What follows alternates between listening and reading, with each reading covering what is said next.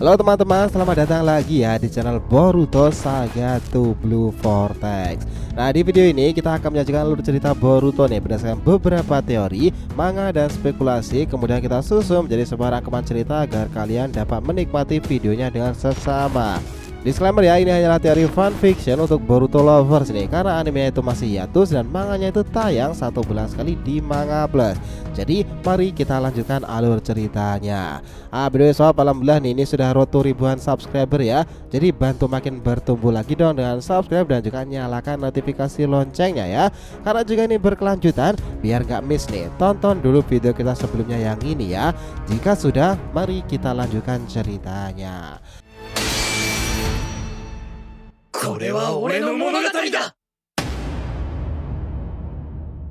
Oke, Boruto episode 299 bagian ke-61 ini adalah ancaman utama Mode Kurama. Kisah ini adalah alur cerita baru nih, karena masuki chapter 10. Kita meresetnya mulai dari sini nih. Bagaimana kelanjutan Mode Kyuubi dan adegan Boruto yang habis bersembunyi itu. Sekaligus ini juga menjabarkan bagaimana cara tim Shikadai untuk menjauhi para Egojubi yang terus saja mengejar mereka. Nah, sementara itu sang villain utama itu masih bermasalah dengan jiwa Otsutsuki-nya ya. Adegan kembali dilanjutkan kaburnya tim 10 bersama Himawari. Sihir langsung berada di sana nih. Kita melihat bagaimana ekspresi Inojin yang sekarang menjadi mengkhawatirkan keadaan setelah mengetahui beberapa mengerikannya para Egojubi tersebut.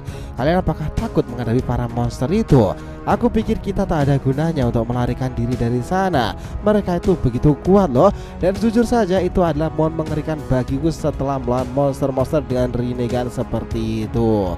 Nah, dari sini Shikadai yang memimpin area tersebut lalu melihat wajah Inojin, kemudian dia menghela nafas.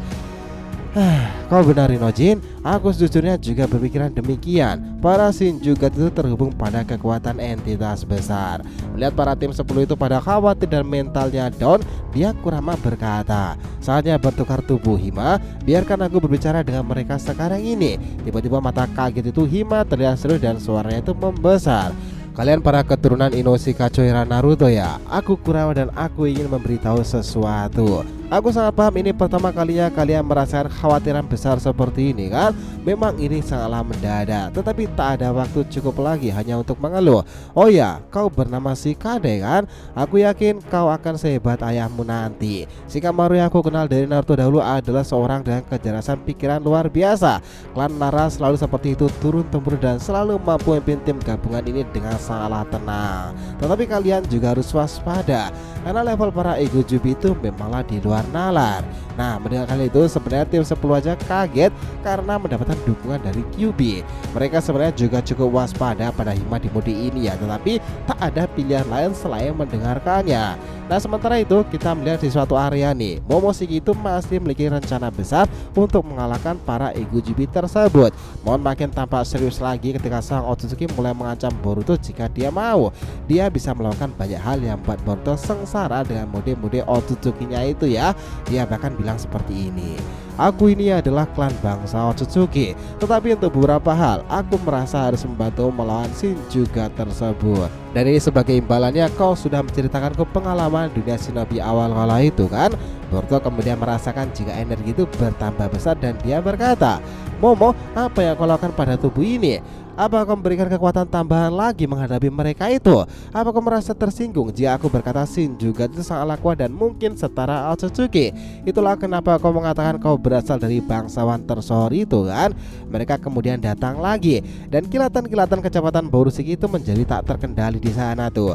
Jura yang telah mengetahui itu dengan segel miliknya itu kemudian mendeteksi keberadaan Borushiki dengan Rinnegan miliknya yang mengesankan. Namun Momo mendadak menyerang lagi di samping itu nih. Dia menggunakan sehingga melalui Borushiki-nya, dan di sini nih sempat memang Jura itu berbalik bahkan dengan perisai mokutan elemen kayu Shinjugat yang kuat itu ya. Itu memang sangat tebal tidak sempat membuat Borushiki aja kesusahan. Nah, belum selesai dengan adegan itu nih, adegan kembali berpindah kepada Shinjubat yang telah berada di sana.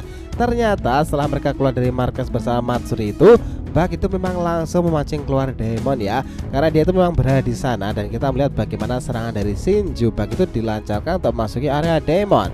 Dengan ekspresi marah itu, Bak kemudian berkata gini, aku sudah kesal menunggu lama kau tahu, dan kau sekarang menjadi lawan tersulitku untuk segera mendekati kakakmu Eida itu bocah. Daemon kemudian meresponnya lagi, Hah, lakukan saja jika kau bisa. Aku akan mengawasi dan akan menyerangmu di momen yang sangat tepat nanti. Dia demon kemudian bersandar itu dan melihat aksi bug ini sendiri. Setelah itu Adegan langsung beralih ke Shikamaru Nara yang tidak mengamati keadaan nih. Dia merasakan jika para Egojibi itu berulah dengan serius dan desa akan menjadi ancaman besar. Bahkan dia sendiri sadar para shinobinya akan kesulitan di sana. Nah, Shikamaru itu hanya mengandalkan Boruto, tetapi dia sendiri itu aja bingung kemana perginya Boruto, karena sebelumnya dia emang keluar masuk dalam dimensi lain. Apalagi seorang Otsutsuki bisa menghilangkan tanda cakra mereka kan. Dia juga sempat melakukan banyak trik untuk menolong Desa dan Himawari karena memancing para biju masuk dalam dimensi untuk pertempuran solonya itu. Kita melihat ya adegan bagaimana Eida dan juga demon yang ada di sana terlihat serius pula. Mitsuki juga sudah tiba dan dia baru saja melakukan informasi kepada Shikamaru bahwa menghadapi para Egojibi itu harus berhati-hati karena mereka matanya itu jeli sekali dengan Rinnegan itu. Shin kemudian memperlihatkan bagaimana area di mana di dimensi Naruto itu berada di sana. Kita melihat kondisinya itu diam tak bergerak, tetapi dia Naruto itu di dalam pikirannya tetaplah hidup.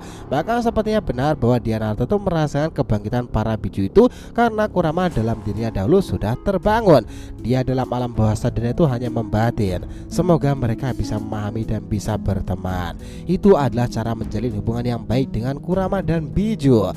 Nah, di sisi lain nih, para biju sendiri yang sebelum melakukan percakapan dengan biju-biju lainnya, beberapa itu membahas tentang reinkarnasi dan beberapa juga mengatakan bahwa para biju itu memang sudah spesial sejak awal karena cakra mereka itu terhubung pada Otsutsuki ya, dan Naruto juga sempat bersama mereka. Nah, ini semakin banyak waktu mereka berjalan di bumi shinobi sendiri, cakra mereka itu juga semakin tambah banyak. Nah, Isobi itu bahkan mengatakan pada dasarnya cakra itu akan semakin banyak terkumpul, tetapi cakra Kurama selalu berada di atas kita semuanya. Haruskah kita memang mengakuinya dan kita harus lega dia kembali lagi. Kita harus membantunya dalam pertempuran jika sudah saatnya kan. Lagi pula siapa yang menjadi Jinchuriki Kurama yang baru adalah keturunan Naruto sendiri, bocah bermata biru yang ada di era baru pula. Son Goku kemudian tertawa dan berkata, haha, orang-orang dalam pusaran biru itu memang selalu menarik ya.